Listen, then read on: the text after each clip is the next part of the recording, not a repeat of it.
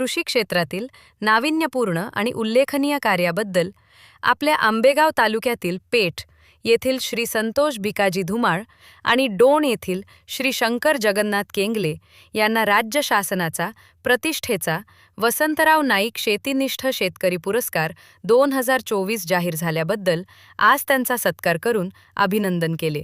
श्री संतोष धुमाळ यांनी सातगाव पठार भागात पारंपरिक पिकांपलीकडे जाऊन पॉलीहाऊसमधील गुलाब फुलशेतीच्या माध्यमातून शेतीत यशस्वी प्रयोग केला आहे. आधुनिक तंत्रज्ञानाचा वापर करून त्यांनी स्वतःची प्रगती साधत परिसरातील शेतकऱ्यांसमोर एक प्रेरणादायी उदाहरण उभे केले आहे. त्यांच्या या कार्याची दखल घेत त्यांना सर्वसाधारण प्रवर्गातून हा पुरस्कार जाहीर झाला आहे. श्री शंकर केंगले यांनी डोनसारख्या दुर्गम आदिवासी भागात स्ट्रॉबेरी लागवड, शेततळे, मत्स्यपालन आणि पशुपालन यांचा समन्वय साधत शेतीला नवी दिशा दिली आहे.